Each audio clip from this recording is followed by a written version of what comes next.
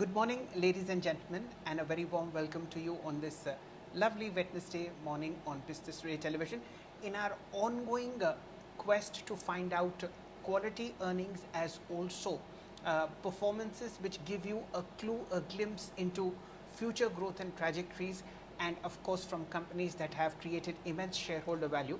We are very pleased to welcome Mr. Krishnan Akhileswaran, Group CFO for Apollo Hospitals Enterprises Limited, ladies and gentlemen, India's largest hospital chain, a company that has created immense shareholder wealth over the last many decades and has come up with a sterling first quarter performance. The numbers are right there in front of you. We have a 15% rise in first quarter sales, followed by a 42% rise in first quarter net profit, both year on year as well as sequential too. Inpatient volume has grown by 3% to 1,51,558 in the quarter gone by, and of course, average revenue per operating bed is up a stunning 9% at 1,72,000 odd for the quarter gone by. This is against the backdrop of a lower average length of stay per patient and a mild dip in occupancy. The man in question, Mr. Akhileswaran, is with us. He'll break down earnings for us and of course give us a peep into the future. Good morning to you, sir. How come this stunning performance came about, especially with the lower occupancy and lower length of stay? What was the magic formula you used? Good morning, sir. Mr. Shailendra. Hi. Thank you for having me on the show today.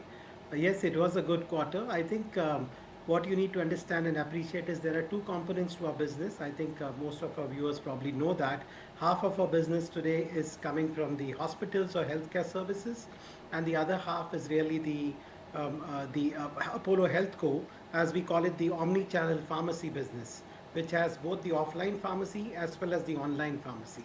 So if you look at the healthcare services business, which is the hospitals business, you are right. Our growth has been 11% on the revenue, but the PAT increased by 17%. This was primarily aided by the Congo specialties, as we call them, which are the high-end cardiac, oncology, neurosciences, gastro, orthopedics. We have been focusing on them a lot. 65% of our revenues today come from the Congo specialties, and we have seen that those are the high-end specialties which have a higher average revenue per patient. We do a lot of revenues around oncology and neurosciences, etc., which is really complex surgeries and complex cases, which results in a higher ARPP compared to the volume growth itself. So the volume growth was a 3.3+%, but we also had this muted impact because of Bangladesh. Otherwise, it would have been a 5% volume growth. But broadly, it was a very good quarter for the healthcare services, aided by this overall complexity of cases. The important thing in Healthco is, which is another 2,472 crores of revenues that we had in this quarter. Apollo Healthco, we are now on track to really get to break even on the online business in the next 3-4 quarters. We have said, we have guided our investors that we have invested significant capital on growth of online. We have brought down the EBITDA losses, the cash losses, to 50 crores this quarter from 100 crores 4 quarters back. So it's a steep jump in the overall profitability of the integrated Apollo Healthco business, and we are quite confident that this business will also get to a very good trajectory in the next 3 quarters. Okay, Mr. Akhileswaran, let's break this discussion into two equal parts. We'll look at the pharmacy business a little later because that's where the next quantum of growth is coming in because of the demerger. We'll focus on the hospital business a bit more because that's the core to Apollo. Now tell us, what is the expansion that is coming on stream in the next 9 months of this financial year, and what is the longer term expansion that you've planned over 3 years in terms of number of beds? How are you financing it, and when is the full capacity coming on stream? Sure. In the near term, over the next 9 to 12 months, we will be commissioning 6 hospitals. the focus this time around is mostly on the six metros as Okay. part of our strategy. As you know, we have a very dominant position in Chennai, and we would and Hyderabad as well. So if you look at the six hospitals, one of that is coming in Hyderabad. We are going to be starting an anchor hospital in Gurugram, which is again a 400 bedded hospital, which should also come actually a 500 bedded hospital with 400 census beds, which should also come in the next 9 months. We will be starting first Pune, which should happen in the coming quarter, followed by Calcutta, and a Okay. specialty cancer hospital in Delhi, Hyderabad, and Gurgaon. These are the hospitals that are planned in the next 9 to 12 months. 1,500 beds is what we should be commissioning. Okay. We wouldn't commission everything one shot. We will commission half of that in the next 9 months, and the other half would be commissioned in the year following. So 1,500 beds with an overall project cost of over 3,000 crores, of which more than half has already been incurred. So around 1,500 plus crores of capex needs to be incurred over the next 1 year, especially primarily on medical equipments and the finishes, etc. All of these are going to be launched immediately. In addition to the 1,500 beds, we have another 2,000 beds which we have already commissioned. We have already got IC approvals and already announced to the market, and that will take another 3.5 years. The two large hospitals there, which is worth mentioning, three large hospitals, is the one in Worli, which is going to be a very large 500 plus bedded hospital in the heart of Bombay, followed by one in OMR in Chennai, which is again going to be a large 500 bedded hospital. And the third one is going to be in Sarjapur in Bangalore, which is again going to be another 400 beds. So there are, of course, Lucknow and Varanasi as well as part of that expansion, and also some brownfield in Hyderabad. All of those would be another 2,000 beds, which should come after this in the next 3.5 years, and that will be another 3,000 plus crores. So overall, if you look at the capex, what we have lined up is over the next 3.5 years, 3,500 beds and 6,500 crores of capex is what we have lined up in the immediate, 1 to 3.5 years.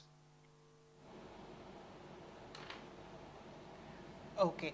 At this stage, Mr. Akhileswaran, I think you will have more rooms in Chennai than all five-star hotels put together. Am I right? I'm This not is, of sure course, a about joke. that, but yeah, we would be having close to 2,000 beds there, 1,800 beds to be precise. But the more important thing, of course, from the healthcare perspective is, you need a lot of, in each of the metros, the way we look at it is saying a brand of our eminence focused on the clinical quality as well as, doing the right thing for the patient. We would typically believe that each of the metros can afford to have approximately 1,500 to 2,000 Apollo beds over the next 5 to 10 years, and which is our part of our focus and area of growth. Okay, these are all greenfield, brownfield, and new additions on the Apollo balance sheet, Mr. Akhileswaran, or are these some partnerships in the form of land and therefore asset light for you? How does it work? Good question. I think it is a combination of. So what we do is, first thing is, it's all on our balance sheet. So all the revenues and the capital allocation is all from the balance sheet, and you will see hence the overall revenue capture happening through our balance sheet. What we do is a mix of both. Sometimes, because it's becoming very difficult these days to get the right kind of assets in the right locations. So we do a combination of asset light and asset heavy. A typical asset heavy would mean that the highest degree of asset heaviness means that the land is also owned by us. If you look at in between, there are places where we have the land which is leased, and then we construct on top of it and launch the hospital. Then there is a complete asset light model where someone else constructs the land and the building, like in Hyderabad, and we get the finishes and the equipments. So we have all sorts of mixes in this. We are very careful about the ROI, which is what we look at and see whether the ROI or threshold of 16 to 18% is met for us to be able to do most of these. But it's a combination of both.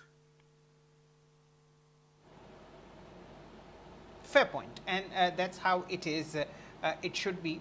Return on equity, ladies and gentlemen, for Apollo has been phenomenal. For the last 10 years, it's at about an average 11%, and last year it was 18%. The last 3-year average is about 15% or so. Mr. Akhileswaran, when you look at the net debt level on Apollo's balance sheet, there is cash of about 2,800 crore rupees and a total debt of 275 crores. Net of, you are about, let's say, 2,800 crores on debt on balance sheet. Are you comfortable with this number? Are you Actually, trying to that's not the right number, Shailendra. either What pare it happens down, is given? I will have Okay. to break that number down of the debt, because what happens is, there is this money which is coming from Advent Private Equity into Apollo Healthco, because it has now been treated as a liability, whereas it is an equity. So what will happen is that will get reclassified into equity very shortly, because under the Indian accounting standards, if there is a variability in the number of shares which is getting allotted to the private equity player, even if the variability is a very minuscule 1-2%, it unfortunately gets classified as a liability. So the actual debt in our books is actually not as high. So we are actually if you look at the hospitals business, our gross debt is 2,200 crores, and the net debt is actually a positive 800 crores of cash. So we don't have so much debt in the books. Healthco has a net debt of 340 crores, and AHLL is 150. So overall, on a consol basis, the gross debt is 2,850 crores and not the 5,000 odd crores that you mentioned now, because of that Advent element, which will actually get reclassified into equity in the next couple of quarters. And the consol net debt is actually a minus 340, which means we have more cash in the books than the debt itself. So we are very comfortable. In fact, not just comfortable, actually, it's a bit lower compared to what we can afford to take. We look at debt equity ratio as well as the debt EBITDA ratio. The board is very comfortable to take the debt EBITDA to 1.5 to 2 times with time, as we keep growing. So there is a lot of fuel for growth, if you will, over the next 5 years, that we can continue to work with a combination of not just the debt, also our internal accruals, because our overall cash flows every year as of now is going to be over 1,500 crores. Okay, fair point. Mr. Akhileswaran, you've been blessed with managing operating margins in the vicinity of 13 to 15% over the last 7-8 quarters that I see in front of me. Is this a ballpark that you wish to continue, or you'll see margins improving? I'm talking about OPM level. So if you look at the overall margins, there are two. If you look at the business, it's not appropriate for you to look at Apollo Hospitals as a consol business, because there are two different businesses, right? If you look at healthcare services is currently an EBITDA margin of 24.5% in Q1 FY26. There is room for growth here, because clearly if you look at the overall occupancy levels, it is in the 65-66% range. We can clearly take it to over 70%. There are also certain cost efficiencies and reductions that we are looking at. Combination of both should get us to another 100 bips of expansion in margins from the 24.5 to 25.5 in the coming year. And that's what we are clearly focusing on the hospital side. On the pharmacy side, which is the healthco, as we say, which is the omni-channel business, it is the overall EBITDA margins that we have is 7% on the offline pharmacy, which is at 7.3 rather, and on the online, as I said, it is currently a loss, but it will become profitable in the next 3 quarters. So there are two different lines of businesses. One is capex heavy, the other is capex light. The asset turns on hospitals is different. The asset turns on the pharmacy business is different. The EBITDA margins on the hospitals business is a 25% EBITDA margin, or a 24.5 now, whereas the other one has an inherent EBITDA margin of 7%. But the ROI on the pharmacy business, once online also becomes profitable, is going to be a very healthy 30 to 35%. So, what we have to look at as a metric is going to be more the ROI and the returns that it is going to generate overall. And that's what is going to be our focus. Okay. Mr. Akhileswaran, let's get to the good parts of the discussion. Of course, the ones that we've just had are also excellent. Now, tell us about value unlocking. We have a demerger in the pipeline, which is the pharmacy business being hived off as a separate listed entity for long term shareholders. Now, what is the roadmap here? By when do you expect pharmacy to be standalone on its own on the large street? Uh, so pharmacy, as you know, we have already announced the composite scheme or composite arrangement, and that's already now announced to the market. We have to go through the process. Now first is to take the stock exchange approvals. Once the stock exchange approval is in place, we then go for the NCLT approval and the shareholder approval before allowing it to list separately. It will be demerged. As we have said, for every 100 shares of Apollo, the shareholders will be getting 195 shares of the pharmacy business, and then it will get automatically listed in the markets by, hopefully in the March 2027. That would be the time frame when it should ideally get listed. That's what we are targeting for, assuming that all the approvals come as per plan. What your viewers should know is that what we are planning is, as you know, as part of the composite scheme, we would not just be the largest pharmacy operator in India with over offline pharmacy operator in India. The distribution business is also getting merged into Apollo Healthco. So the listed company will be India's largest pharmacy business, online and offline, plus the largest distribution business as well, because we also distribute to 60,000 odd pharmacies across India, apart from the 6,500 odd pharmacies that we have offline with the Apollo Pharmacy name. So this business clearly today is run rating, if you will, at almost at around 17,000 crores of revenue, the consolidated business, because what you're now seeing in our consolidated revenues is only the Apollo Healthco, which is our pharmacy business without KeyMed, which is now going to get merged with time.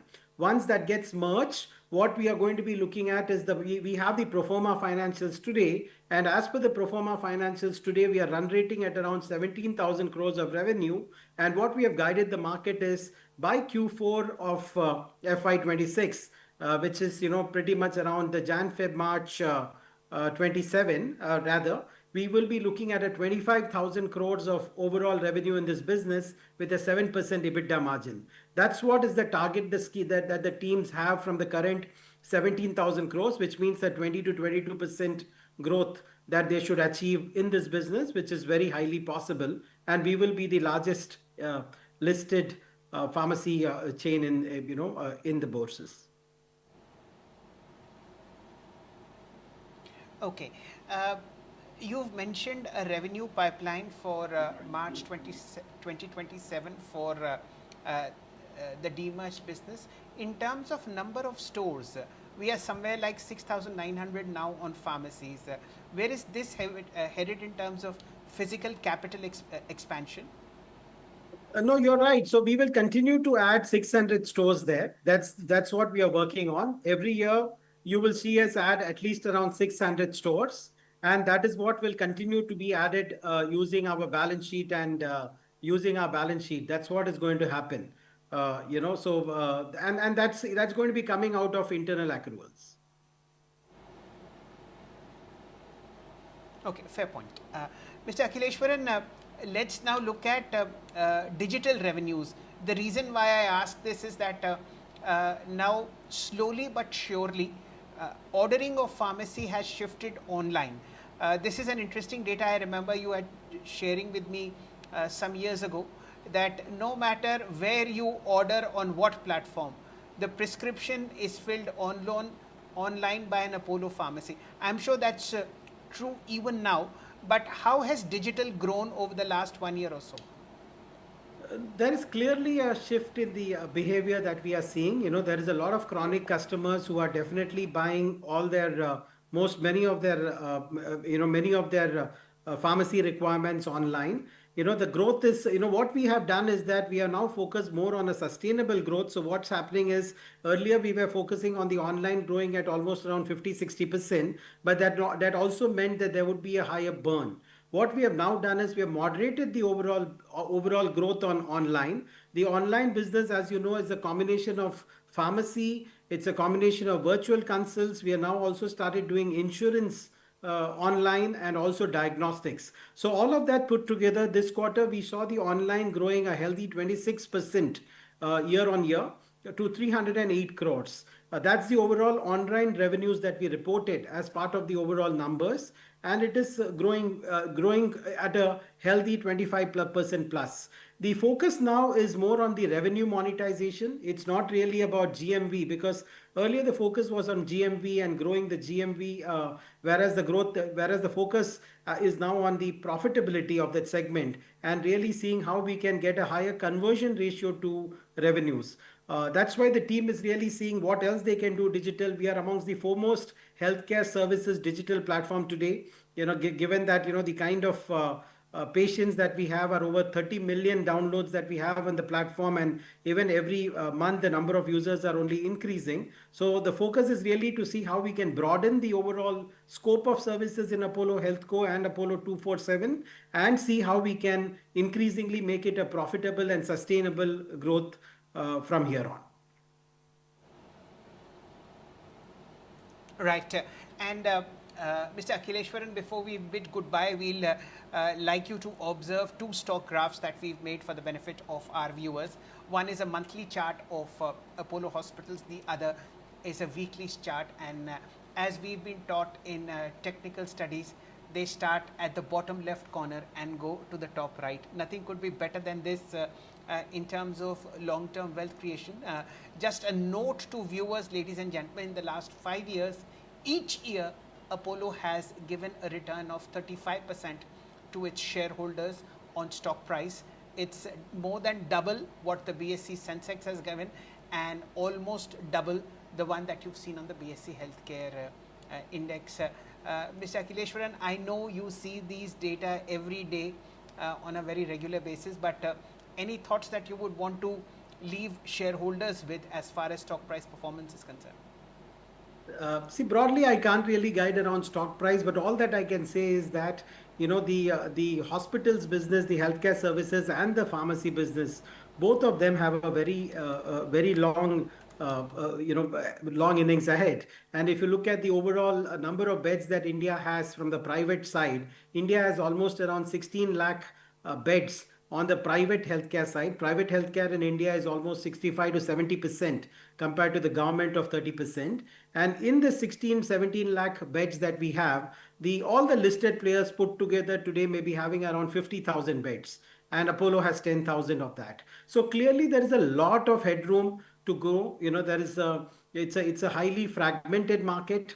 There is a lot of shift from unorganized to organized, which is happening because as the per capita income of the country improves, there is a shift to quality that people are moving towards. Insurance is definitely aiding a lot of people to afford quality care from players like us. The average revenue per patient, if you look at a tertiary care setup like ours, you have seen that, we have reported an average revenue per patient of 1,70,000, which is on a 600,000 to 700,000 inpatients that we see every year, which is not a very high number. And if you are insured or even otherwise, you can really afford to get into a quality care player like us. So clearly there is a lot that we can do. The number of beds that we can keep adding is going to be dependent on the cash flows and how we keep growing it across the metros.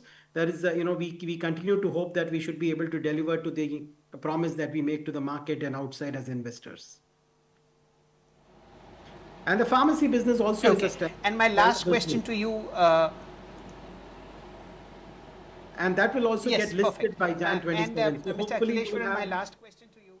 You will have two separate businesses listed. One should be the Apollo Hospitals and the other would be the Apollo Pharmacies, or the omni-channel pharmacy and digital healthcare. And both of them, we are quite confident should continue to grow in a sustainable manner over a long term.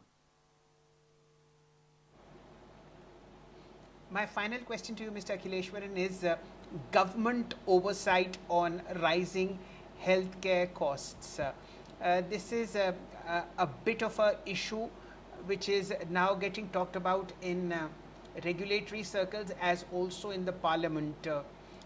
What has the hospital body as a collective told the government about rising hospital costs, especially in the private sector?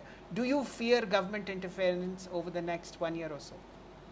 See, the government understands the hospital costs. Yeah, we will have to continuously keep discussing with the government. What I can only assure the viewers as well as consumers in general is that our price increases every year is not over inflation. If you look at the inflation in India, it's around 4 to 5%, and medical inflation is around the 5% rate. It's not higher than that. Of course, what happens in the hospitals business, which not many people understand, is there is a lot of technology improvements. There's a lot of medical advancements. All of that we bring, the earliest into India. For example, if you look at the proton therapy cancer treatment that India has, we are the only hospital group which has a proton therapy cancer treatment. Whereas if you look at the US, there are almost around 25 installations of proton therapy cancer treatment. That is the most advanced cancer treatment. Some of these advancement in technologies does cost, but otherwise, if you look at the average inflation rate, it has not been over that 5% rate. And I think the government understands that. The cost of putting up hospitals is also has also gone up several times, right? If you look at today, in a place like Mumbai, to put up a 500 bedded hospital, it's going to be costing us not less than 1,500 crores. So it's a 3 crore per bed. So if you look at all of that, the cost of capex, the cost of services, the resource intensity in hospitals is also very high.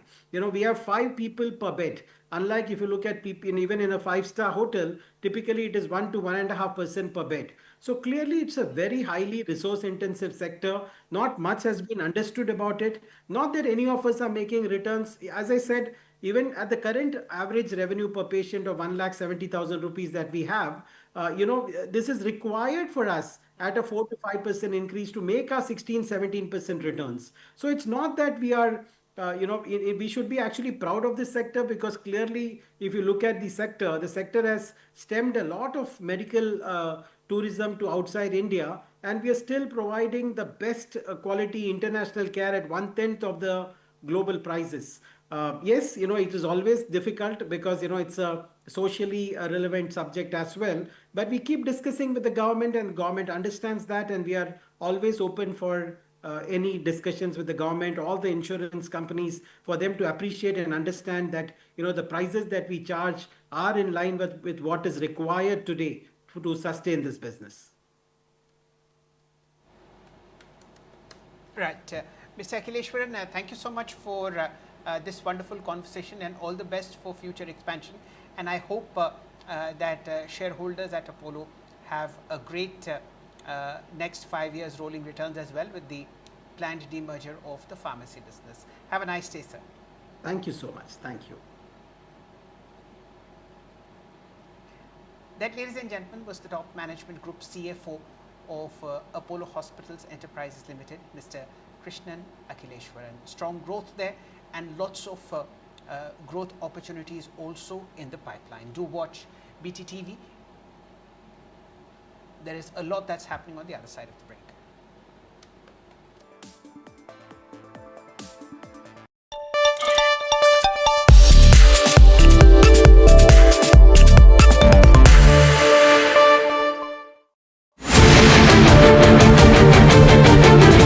Chinese Foreign Minister Wang Yi lands in New Delhi, marking the first visit by a top Chinese diplomat to India since the deadly Galwan clashes in 2020. External Affairs Minister Jai Shankar held key bilateral meet with his Chinese counterpart on key issues, including trade and the unresolved boundary dispute. Because the basis for any positive momentum in our ties is the ability to jointly maintain peace and tranquility in the border areas. Wang Yi will hold the 24th round of border talks with National Security Advisor Ajit Doval. These talks are part of the Special Representatives Dialogue to address a long-standing boundary question. Wang is expected to meet